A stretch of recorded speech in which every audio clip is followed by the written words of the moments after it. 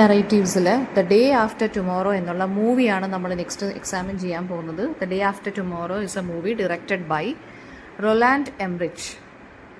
അപ്പോൾ Roland Emmerich ആരാണെന്ന് നോക്കാം. റൊലാൻഡ് എംറിച്ച് എന്ന് പറഞ്ഞൊരു ജർമ്മൻ അമേരിക്കൻ ഫിലിം മേക്കറാണ്. സയൻസ് ഫിക്ഷൻ മൂവീസ് അല്ലെങ്കിൽ ഡിസാസ്റ്റർ ഫിലിംസ് ക്രിയേറ്റ് ചെയ്യുന്നതിലാണ് അദ്ദേഹത്തിന് അല്ലെങ്കിൽ ക്രിയേറ്റ് ചെയ്യുന്നതിലൂടെയാണ് അദ്ദേഹം വൈഡ്ലി ഫേമസ് ആയത്. സോ അതുകൊണ്ട് തന്നെ ഇദ്ദേഹത്തിനെ മാസ്റ്റർ ഓഫ് ഡിസാസ്റ്റർ എന്നാണ് മൂവി ഇൻഡസ്ട്രിയിൽ വിളിക്കുന്നത്. അപ്പോൾ മോസ്റ്റ് ഓഫ് ഹിസ് ഫിലിംസ് എന്ന് പറയുന്നത് ഹോളിവുഡ് പ്രൊഡക്ഷൻസ് ആണ്. 3 ബില്യൺ അല്ലെങ്കിൽ എന്താ പറയുക 1 ബില്യൺ അപ്പുറമുള്ള കളക്ഷൻസ് ആണ് ഇദ്ദേഹത്തിന് കിട്ടിയിട്ടുള്ളത് എല്ലാ മൂവീസിനും കൂടെ, ഓരോ മൂവീസിനും കൂടെ. അപ്പോൾ ഡിസാസ്റ്റർ മൂവീസ് എന്ന് പറയുമ്പോൾ ഏകദേശം നിങ്ങൾക്ക് അറിയാവുന്ന മൂവീസൊക്കെ തന്നെയാണ്. അതായത് ഇൻഡിപെൻഡൻസ് ഡേ എന്നുള്ള മൂവി, പിന്നെ ഗോഡ്സില്ല, 1998 ഗോഡ്സില്ല, പിന്നെ നമുക്ക് പഠിക്കാനുള്ളത് ഡേ ആഫ്റ്റർ ടുമോറോ, 10,000 BC 2008 മൂവിയിൽ, അതുപോലെ 2012 എന്നുള്ള ഡിസാസ്റ്റർ മൂവി. അതൊക്കെ ആരുടെയാണ്? നമ്മുടെ ഇദ്ദേഹത്തിൻ്റെയാണ് കേട്ടോ, റൊലാൻഡ് പിന്നെ എംറിച്ചിൻ്റെയാണ് ഈ ഇത്രയും മൂവീസ് എന്ന് പറയുന്നത്. സോ നമുക്ക് നോക്കാനുള്ള ഈ ദ ഡേ ആഫ്റ്റർ ടുമോറോ എന്ന് പറയുന്നതും അതൊരു സയൻസ് ഫിക്ഷൻ ഡിസാസ്റ്റർ ഫിലിമാണ്. 2004 ഫിലിമാണ്. അതൊരു അമേരിക്കൻ ഫിലിമാണ് കേട്ടോ. The coming global super Storm എന്നുള്ള ബുക്കിനെ ബേസ് ചെയ്തിട്ടുള്ള ഒരു ഫിലിമാണ് ഇത്. 1999 the coming global super Storm എന്നുള്ള ബുക്ക് ആർട്ട് ബെല്ലും വിറ്റ്ലി സ്ട്രീബറും പിന്നെ ഇറക്കിയത്. ആൻഡ് ഈ ഒരു സിനിമയ്ക്കകത്ത് അഭിനയിച്ചിരിക്കുന്ന ആളുകളെന്ന് പറയുമ്പോൾ ഡെന്നസ് ക്വേഡ്, ജേക്ക്, പിന്നെ എമ്മി റോസം, ഇവരൊക്കെയാണ്. ഇതൊരു ക്ലൈമറ്റിക് ഇഫക്റ്റിൻ്റെ കറ്റാസ്ട്രഫിയുടെ ആ ഒരു നെഗറ്റീവ് ഇഫക്റ്റാണ് ഇതിനകത്ത് കാണിക്കുന്നത് കേട്ടോ. അതായത് നോർത്ത് അറ്റ്ലാന്റിക് ഓഷ്യൻ്റെ സർക്കുലേഷനെ ഡിസ്റപ്റ്റഡ് ആവുകയും എക്സ്ട്രീം വെതർ ഇവൻറ്റ്സ് അല്ലെങ്കിൽ ക്ലൈമറ്റ് ചേഞ്ച് പുതിയൊരു ഐസ് ഏജിന് എങ്ങനെ വഴിയൊരുക്കുന്നു എന്നുള്ളതാണ് നമ്മൾ ദ ഡേ ആഫ്റ്റർ ടുമോറോയ്ക്കകത്ത് സ്റ്റോറി എന്ന് പറയുന്നത്. സോ 2003 ഇത് ഒറിജിനലി റിലീസ് ചെയ്യാനിരുന്നത്. പിന്നീട് May 17, 2004 ആണിത് മെക്സിക്കോ സിറ്റിയിലാണിത് പ്രീമിയർ ചെയ്തത്. പിന്നെ യുണൈറ്റഡ് സ്റ്റേറ്റ്സിൽ ഇത് May 28 20th സെഞ്ച്വറി ഫോക്സ് ആണിത് ഇറക്കിയത്. ഒരു കൊമേഴ്ഷ്യൽ സക്സസ് ആയിരുന്നു. ഇദ്ദേഹത്തിൻ്റെ 6th highest grossing film of 2004 എന്നാണ് ഈ ഒരു മൂവി അറിയപ്പെടുന്നത് കേട്ടോ.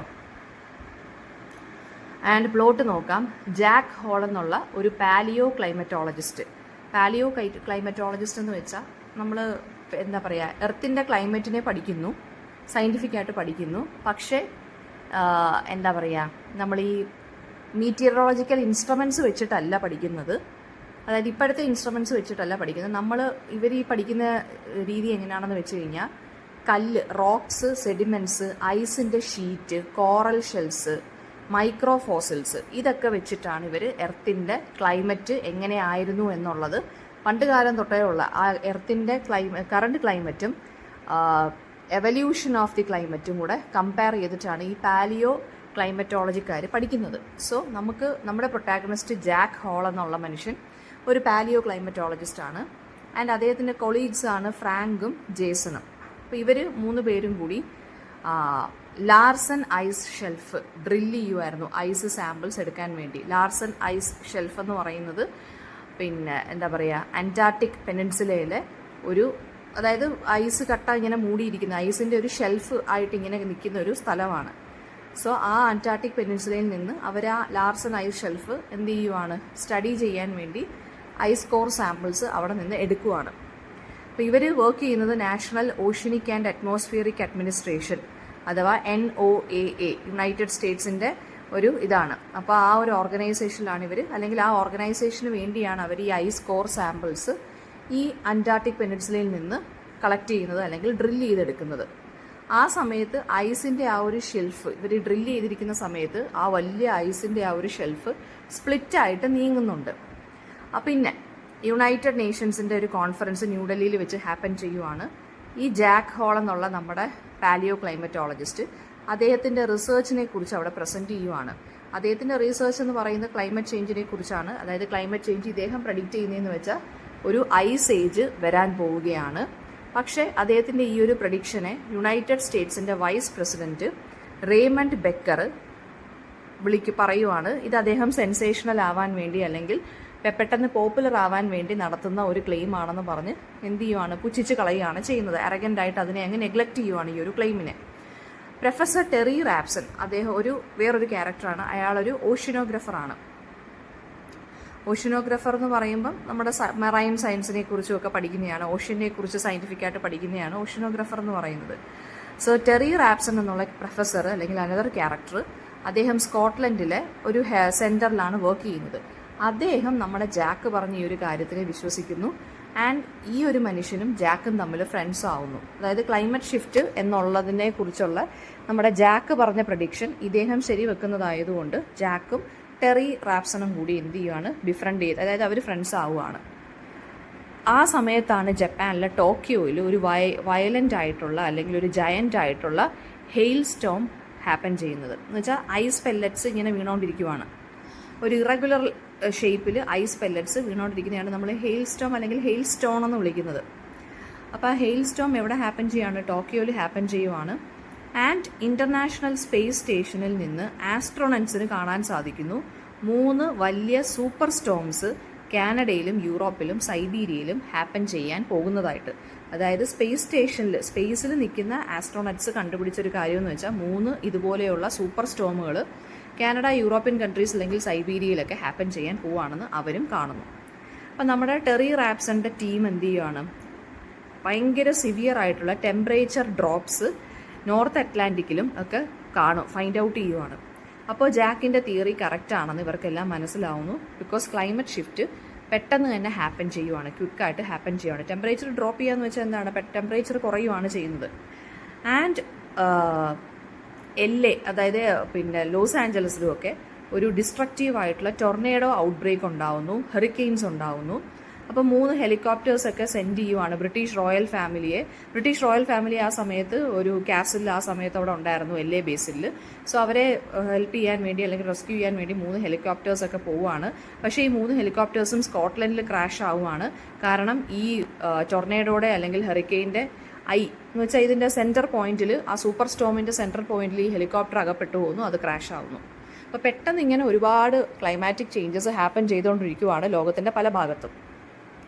അപ്പോൾ ജാക്ക് ആൻഡ് റാപ്സൻ്റെ teams along with NASA meteorologist Janet Tokada അവരും കൂടി, അപ്പോൾ ജാക്കും ഉണ്ട്, റാപ്സൻ്റെ ടീമും ഉണ്ട്, ടെറി റാപ്സൻ്റെ ടീമും ഉണ്ട്, ജാനറ്റിൻ്റെ ടീം, അവർ നാസയിലാണ് വർക്ക് ചെയ്യുന്നത്. അവർ 3 പേരും കൂടി ഒരു ഫോർകാസ്റ്റ് മോഡൽ ജാക്കിൻ്റെ റിസർച്ചിനെ ബേസ് ചെയ്തിട്ട് ക്രിയേറ്റ് ചെയ്യുവാണ്.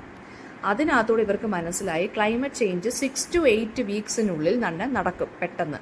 പക്ഷേ പിന്നീട് അവർ നോക്കിയപ്പോൾ അത് 7 to 10 ദിവസത്തിനുള്ളിൽ തന്നെ ക്വിക്കായിട്ട് ഹാപ്പൻ ചെയ്യുമെന്ന് ഇവർക്ക് മനസ്സിലായി. അപ്പം ടെറി റാപ്സൺ നോട്ടിഫൈ ചെയ്യുന്നുണ്ട് ജാക്കിനെ, ദാറ്റ് എന്താണ്, നമ്മുടെ അപ്പർ അറ്റ്മോസ്ഫിയർ അല്ലെങ്കിൽ ട്രോപ്പോസ്ഫിയറിൽ എന്തോ ഹാപ്പൻ ചെയ്യുകയാണ് പെട്ടെന്ന്. എന്താണ്, അതായത് ട്രോപ്പോസ്ഫിയറിൻ്റെ ലെയറിൽ എന്ത് വന്നാലും അത് ഉടനെ തന്നെ ഫ്രീസ് ആകുന്നു എന്ന് ഇവർ മനസ്സിലാക്കിയെടുക്കുന്നു. ഓക്കെ, അപ്പോൾ അങ്ങനെയാണ് ഹെലികോപ്റ്റർ ക്രാഷസ് ഒക്കെ ഉണ്ടാകുന്നതെന്നും ഹെലികോപ്റ്റർ ഈ ഒരു ട്രോപ്പോസ്ഫിയറിൽ എത്തുമ്പോഴത്തേക്ക് ഇന്ന ഒരു ഹൈറ്റിൽ എത്തുമ്പോഴത്തേക്ക് അത് ഹെലികോപ്റ്ററിൻ്റെ ഫ്യൂവൽ ഫ്രീസ് ആയിട്ടാണ് ഇതെല്ലാം ക്രാഷ് ആവുന്നത്. സോ ഇതുവർ കണ്ടുപിടിക്കുവാണ്. ന്യൂയോർക്ക് സിറ്റിയിൽ നമ്മുടെ ജാക്കിൻ്റെ സൺ സാമും അദ്ദേഹത്തിൻ്റെ ഫ്രണ്ട്സ് ബ്രയാനും ലോറയും കൂടി ഒരു അക്കാഡമിക് പരിപാടിയിൽ പാർട്ടിസിപ്പേറ്റ് ചെയ്യുവാണ് ആ സമയത്ത്. And north American super Storm ആ സമയത്ത് സ്ട്രോങ് വിൻഡും റെയിനും ഒക്കെ ആയിട്ട് മാൻഹട്ടൻ എന്നുള്ള സ്ഥലത്ത് എന്ത് ചെയ്യുവാണ്, ന്യൂയോർക്കിലെ മാൻഹട്ടനിൽ ഫ്ലഡ് ക്രിയേറ്റ് ചെയ്തുകൊണ്ടിരിക്കുകയാണ്. അതേ സമയം തന്നെ സൂപ്പർ സ്റ്റോമും വരുന്നുണ്ട്, ഫ്ലഡും വരുന്നുണ്ട്, വിൻഡും ഉണ്ട്. അങ്ങനെ ട്രാൻസ്പോർട്ടേഷൻ എല്ലാം എന്ത് ചെയ്യാണ്, സ്റ്റോപ്പ് ചെയ്യുന്നു. അങ്ങനെ ആ സിറ്റിയുടെ പോപ്പുലേഷൻ, അവിടെ ആളുകളെല്ലാം കുടുങ്ങിക്കിടങ്ങുവാണ്. അങ്ങനെ പിന്നെ അടുത്ത സംഭവിക്കുന്നതെന്ന് വെച്ച് കഴിഞ്ഞാൽ ജാക്കും ജാക്കിൻ്റെ ഫ്രണ്ട്സും കൂടി അവിടെയുള്ള ഫ്രഞ്ച് സ്പീക്കിംഗ് ടൂറിസ്റ്റുകളെ എല്ലാം ക്യാബ് വിളിച്ച് രക്ഷപ്പെടുത്താൻ ശ്രമിക്കുന്നു. അതുപോലെ തന്നെ ഒരു പോലീസ് ഓഫീസർ ലോറ ഇതുപോലുള്ള ആളുകളെ രക്ഷപ്പെടുത്തുന്നതിനൊപ്പം തന്നെ ലോറ എന്ന് പറഞ്ഞ പോലീസ് ഓഫീസറാണ് കേട്ടോ, ലോറ എന്ന് പറഞ്ഞാൽ നമ്മുടെ ജാക്കിൻ്റെ മകൻ്റെ ഫ്രണ്ടാണ്. സോ ലോറയുടെ കാലൊക്കെ മുറിയുന്നുണ്ട് ഇങ്ങനെ ഓരോരുത്തരെ രക്ഷപ്പെടുത്താൻ ശ്രമിക്കുമ്പോൾ. പോലീസ് ഓഫീസേഴ്സും എല്ലാവരും ഉണ്ട്. അങ്ങനെ ഒരു മാസീവ് സുനാമി എന്ത് ചെയ്യുവാണ്, സിറ്റിയിലോട്ട് വരുവാണ്. അപ്പോൾ ഇവരെല്ലാവരും കൂടി ന്യൂയോർക്ക് പബ്ലിക് ലൈബ്രറിയിൽ ഇൻക്ലൂഡിങ് സാം ഷെൽട്ടർ സീക്ക് ചെയ്യുകയാണ്. ഓക്കെ, സാം അങ്ങനെ ജാക്ക്, അതായത് അച്ഛനെയും അമ്മയും കോൺടാക്ട് ചെയ്യാൻ ശ്രമിക്കുന്നു. അമ്മ ലൂസി എന്നാണ് ക്യാരക്ടറിൻ്റെ പേര്. ലൂസി ഒരു പീഡിയാട്രീഷ്യനാണ്. സോ ഒരു പേ ഫോണിലൂടെ സാം എന്ത് ചെയ്യാണ്, അച്ഛനെയും അമ്മയും കോൺടാക്ട് ചെയ്യാൻ ശ്രമിക്കുന്നു. അപ്പോൾ ജാക്ക് വോൺ ചെയ്യുവാണ് സാമിൻ്റെ അടുത്ത് ഒരു സൂപ്പർ സ്റ്റോമും കൂടി വരുന്നുണ്ട്. സോ എവിടെയെങ്കിലും വോം ആയിട്ടുള്ളിടത്ത് സ്റ്റേ ചെയ്യണം, എന്നിട്ട് ഞാൻ റെസ്ക്യൂ ചെയ്യാൻ വരും എന്നുള്ളൊരു പ്രോമിസും മകന് കൊടുത്തു. ടെറി റാപ്സണും ടീമും കൂടി യൂറോപ്യൻ സ്റ്റോമിനെ എങ്ങനെയാണ് പറ്റുന്നത്, എങ്ങനെയാണ് അടക്കി നിർത്താൻ പറ്റുന്നത് എന്നുള്ളത് നോക്കുകയാണ്. ലൂസി ഹോസ്പിറ്റലിൽ പീഡിയാട്രീഷ്യനാണല്ലോ, ഹോസ്പിറ്റലിൽ നിന്ന് രോഗികളെയെല്ലാം ബെഡ് റിഡൻ പേഷ്യൻസിനെ എല്ലാം കെയർ ചെയ്യുന്നു. അവരെ അവസാനം അതോറിറ്റീസ് ഇവൻച്വലി റെസ്ക്യൂ ചെയ്യുന്നുണ്ട്. അങ്ങനെ ജാക്കിൻ്റെ സജഷൻ കാരണം പ്രസിഡന്റ് ബ്ലേക്ക് എന്ത് ചെയ്യുവാണ്, പോപ്പുലേഷൻ സദേൺ സ്റ്റേറ്റ്സിൽ, അതായത് സദേൺ സ്റ്റേറ്റ്സിലെ പോപ്പുലേഷനെല്ലാം മെക്സിക്കോയിലോട്ട് ഇവാക്യുവേറ്റ് ചെയ്യാൻ വേണ്ടി ഓർഡർ കൊടുക്കുന്നു. ഇൻ കോൺട്രാസ്റ്റ് ഗവൺമെൻറ് എന്ത് ചെയ്യുകയാണ്, നോർത്തേൺ ഏരിയാസിലുള്ളവരെല്ലാം ഷെൽട്ടറും അവർ വോമായിട്ട് അവരുടെ സ്വന്തം റിസ്കിൽ ഇരിക്കണമെന്നും പറഞ്ഞ് ഓർഡർ ചെയ്യുന്നു. അപ്പോൾ ജാക്കും ജേസണും ഫ്രാങ്കും കൂടി ന്യൂയോർക്കിലോട്ട് പോവുകയാണ്, മകനെ രക്ഷിക്കണമല്ലോ. ആൻഡ് ആ സമയത്ത് അവർ പെൻസിൽവേനിയയിൽ ട്രക്കിങ് ആ ഒരു സമയത്ത് ഫ്രാങ്ക് എന്ത് ചെയ്യുവാണ്, ഒരു മോളിലോട്ട്, അതായത് മോൾ കവേർഡ് ഇൻ സ്നോയിലോട്ട് മറിഞ്ഞു വീഴുവാണ്, അല്ലെങ്കിൽ സാക്രിഫൈസ് ചെയ്യുവാണ് by cutting his rope to prevent his friends from also falling in. ബാക്കിയുള്ളവരെ രക്ഷിക്കാൻ വേണ്ടി, അല്ലെങ്കിൽ കൂടെയുള്ള ഫ്രണ്ട്സിനെ രക്ഷിക്കാൻ വേണ്ടി ഫ്രാങ്ക് എന്ത് ചെയ്യുവാണ്, റോപ്പിനകത്ത് കട്ട് ചെയ്ത് അയാൾ സ്വയം സാക്രിഫൈസ് ചെയ്ത് മരിക്കുകയാണ് ചെയ്യുന്നത്. ലൈബ്രറിയിൽ എന്തോ പറ്റുമെന്ന് വെച്ചാൽ മോസ്റ്റ് സർവൈവേഴ്സ് എന്ത് ചെയ്യാണ്, ഈ ഫ്ലഡ് വാട്ടറൊക്കെ ഫ്രീസ് ചെയ്യുന്നുണ്ടല്ലോ, അപ്പം ഈ സർവൈവേഴ്സായിട്ട് നിന്നവരെല്ലാവരും വെളിയിലോട്ട് ഇറങ്ങി ഓടാനും ഒക്കെ നോക്കുവാണ്. പക്ഷേ സാം കുറേ പേരെയൊക്കെ വോൺ ചെയ്യുന്നുണ്ടെങ്കിലും അത് നടക്കുന്നില്ല. അപ്പോൾ ഈ മെക്സിക്കോയിൽ എന്താണ്, ഓക്കെ, ആ സമയത്ത് സൂപ്പർ സ്റ്റോമിൻ്റെ ഇതൊക്കെ വന്നുകൊണ്ടിരിക്കുവാണ് നമ്മുടെ മെക്സിക്കോയിലും ആ ബാക്കിയുള്ള റീജിയൻസിലും എല്ലാം. ലോറ ഈ സമയത്ത് സെപ്സിസ്, അവരുടെ ഇഞ്ചുറി, അവരുടെ കാല് മുറിഞ്ഞല്ലോ, അപ്പോൾ സെപ്സിസ് അവർക്ക് പിടിപെടുവാണ്. സെപ്സിസ് എന്ന് വെച്ച് കഴിഞ്ഞാൽ എന്താണ്, ഈ ഇൻഫെക്ഷനാണ് കേട്ടോ. അത് പതുക്കെ ഈ ടിഷ്യൂവിനെ ഓർഗൻസിനെയൊക്കെ ബാധിക്കും, കാലും കൈയൊക്കെ മുറിഞ്ഞതല്ലേ. സോ ലോറയ്ക്ക് സെപ്സിസ് വരുന്നു ഫ്രം ദി ഇഞ്ചുറി. ലോറ എന്ന് പറഞ്ഞാൽ സാമിൻ്റെയൊക്കെ ഫ്രണ്ട്. സാമും ബ്രയാനും ബാക്കിയുള്ളവരും കൂടി എന്ത് ചെയ്യുവാണ്, ഒരു റഷ്യൻ കാർഗോ ഷിപ്പിനകത്തോട്ട് പോവുകയാണ്. അപ്പോൾ അതിനകത്ത് പെൻസിലിനും സപ്ലൈസും എല്ലാം ഇരിപ്പുണ്ട്. അപ്പോൾ വാട്ടർ ഫ്രീസ് ചെയ്യുന്നതിന് മുന്നേ ഇവർ സിറ്റിയിൽ നിന്ന് രക്ഷപ്പെടണമല്ലോ. സോ ആ റഷ്യൻ കാർഗോ ഷിപ്പിനകത്തുനിന്ന് പെൻസിലിനും സപ്ലൈസും എല്ലാം എടുക്കാൻ വേണ്ടി പോവാണ്. So when they find dum they also encounter ഈ സെൻട്രൽ പാർക്ക് സൂവിൽ നിന്ന് രക്ഷപ്പെട്ട കുറേ ചെന്നായ്ക്കളെ ഇവർ കാണുവാണ്. അങ്ങനെ ബോയ്സും ബൂൾസും തമ്മിൽ അടിയുണ്ടാവുന്നു. ബോയ്സ് എന്നിട്ട് ലൈബ്രറിയിലോട്ട് റിട്ടേൺ ചെയ്യുവാണ്. ആൻഡ് ആ സമയത്ത് നോർത്ത് അമേരിക്കൻ സൂപ്പർ സ്റ്റോം അതിലേക്കൂടെ പാസ് ചെയ്യുന്നു. മാൻഹട്ടൻ എന്നുള്ള സ്ഥലം കംപ്ലീറ്റ്ലി ഫ്രീസ് ആവുകയാണ്. ജാക്കും ജേസണും കൂടെ ബാർലി എസ്കേപ്പ് ആവുകയാണ് ഒരു റെസ്റ്റോറൻറ്റിൽ നിന്ന്. അതേ സമയത്ത് ഡേയ്സ് ലേറ്റർ സൂപ്പർ സ്റ്റോം എല്ലാം മാറുന്നു. റെയ്മണ്ട് ബെക്കർ സക്സീഡ് ചെയ്യുകയാണ് റിച്ചാർഡ് ബ്ലേക്കിനെ.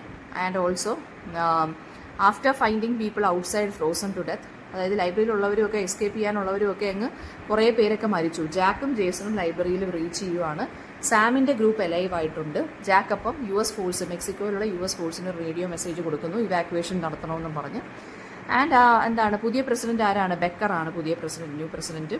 അപ്പോൾ അദ്ദേഹം US എംബസിയിൽ മെക്സിക്കോയിൽ നിന്ന് അപ്പോളജൈസ് ചെയ്യുവാണ് വെതർ ചാനലിൽ. അതായത് അദ്ദേഹത്തിന് അറിയത്തില്ലായിരുന്നു എന്നൊക്കെ പറഞ്ഞ് ഇഗ്നോറൻസിനൊക്കെ കൊണ്ട് അപ്പോളജൈസ് ചെയ്യുന്നു. ആൻഡ് സർവൈവേഴ്സിനെ റെസ്ക്യൂ ചെയ്യാൻ വേണ്ടി ഹെലികോപ്റ്റേഴ്സ് കൊടുക്കുന്നു. അങ്ങനെ ജാക്കും സാമിൻ്റെ ഗ്രൂപ്പ് ന്യൂയോർക്കിൽ നിന്ന് റെസ്ക്യൂഡ് ആവുകയാണ് ചെയ്യുന്നത്. അങ്ങനെ ഇൻ്റർനാഷണൽ സ്പേസ് സ്റ്റേഷനിൽ ഇപ്പോഴും ആസ്ട്രോണറ്റ്സ് എർത്തിൻ്റെ സർഫസിലോട്ട് നോക്കുമ്പോൾ എന്താ സംഭവിക്കുന്നതെന്ന് വെച്ച് കഴിഞ്ഞാൽ നോർത്തേൺ ഹെമിസ്ഫിയറിലോട്ട് പതുക്കെ ഐസ് ഷീറ്റുകൾ മൂവ് ചെയ്തുകൊണ്ടിരിക്കുന്നത് ഇവർക്ക് കാണാം. ഓക്കെ, എന്നുവെച്ചാൽ എയറും വലിയ ക്ലിയറൊന്നുമല്ല. എന്ന് വെച്ച് കഴിഞ്ഞാൽ ഇത് പിന്നെയും കണ്ടിന്യൂ ചെയ്യുന്നു എന്നുള്ളത് ആണ് കാണിക്കുന്നത്. അപ്പോൾ ഇത്രയാണ് ഈ ഒരു മൂവിയുടെ ഒരു ഇതെന്ന് പറയുന്നത്, സ്റ്റോറി എന്ന് പറയുന്നത്. അപ്പോൾ ഓഫ് കോഴ്സ് ഇതൊരു ക്ലൈമറ്റ് നെറേറ്റീവിനകത്ത് അല്ലെങ്കിൽ ക്ലൈമറ്റ് നെറേഷൻ വർക്കാണ്. ആൻഡ് ഇതൊരു സയൻസ് ഫിക്ഷൻ ഡിസാസ്റ്റർ ഫിലിമാണ്. ഡിസാസ്റ്റർ ഫിലിം എന്ന് വെച്ചാൽ ഇതുപോലെ ഈ സർവൈവൽ മൂവി പോലെ ഇതുപോലെ സ്നോ സ്റ്റോം വരുന്നു, സ്നോ ആവുന്നു, ഐസ് ഏജ് അങ്ങനത്തുള്ള കാര്യങ്ങൾ വരുന്നതുകൊണ്ട് ഇതിന് ഡിസാസ്റ്റർ മൂവി എന്നാണ് പറയുന്നത്. അപ്പം എക്സ്ട്രീം ആയിട്ടുള്ള ക്ലൈമാറ്റിക് കണ്ടീഷൻസിനെ കുറിച്ചാണ് ഈ ഒരു മൂവിക്കകത്ത് സംസാരിക്കുന്നത്. അപ്പോൾ നിങ്ങൾക്ക് വേണമെന്നുണ്ടെങ്കിൽ ട്രെയിനിനകത്ത്, അതായത് നമ്മൾ ആ ട്രെയിനിനകത്ത് സർക്കം നാവിഗേറ്റ് ചെയ്ത ആ ഒരു സ്നോ പിയേഴ്സർ എന്നുള്ളൊരു മൂവി ഉണ്ടല്ലോ, നമ്മൾ നേരത്തെ നോക്കിയ വേറെ മൊഡ്യൂളിനകത്ത്, അത് ഇതും കൂടെ കമ്പയർ ചെയ്തും ഒക്കെ എഴുതാം. അതും ഇതുപോലെ ഐസ് ഏജിൻ്റെ വരവായിട്ടാണ് കാണിച്ചിരിക്കുന്നത്. അപ്പോൾ ഇതും ഇതുപോലെ തന്നെ നമുക്ക് ക്ലൈമറ്റ് ചേഞ്ചിൻ്റെ കാര്യങ്ങൾ ഓൾറെഡി തന്നെ സയൻറ്റിസ്റ്റുകൾ വാർണിംഗ് കൊടുത്തിട്ട് പോലും ഗവൺമെൻറ് വിശ്വസിച്ചില്ല. അപ്പോൾ ഹ്യൂമൻ ബീങ്സിൻ്റെ ആ ഒരു അറഗൻസ് അല്ലെങ്കിൽ റെസ്പോൺസിബിലിറ്റിയെക്കുറിച്ച് ഇതിനകത്ത് പറയാം. പിന്നെ എന്തുമാത്രം പ്രശ്നങ്ങളാണ് ഇവർ ഡീൽ ചെയ്യുന്നതെന്നുള്ളതും ഈ സ്റ്റോറി എങ്ങനെയാണ് ഒരു ക്ലൈമറ്റ് ഫിക്ഷൻ ക്ലൈമറ്റ് നറേഷൻ്റെ ഭാഗമായെന്നുള്ളതും നിങ്ങൾക്ക് എഴുതാം. ക്ലൈമറ്റ് നറേഷൻ്റെ ഭാഗമായെന്ന് എന്ന് വെച്ച് കഴിഞ്ഞാൽ ഇതുപോലെ ഐസ് ഏജിൻ്റെ കാര്യവും പുതിയ ഐസ് ഏജ് വരുന്നതെന്നുള്ളതും സുനാമി വന്നതും ഹെയിൽ സ്റ്റോം വന്നതും ഒക്കെ എഴുതാം.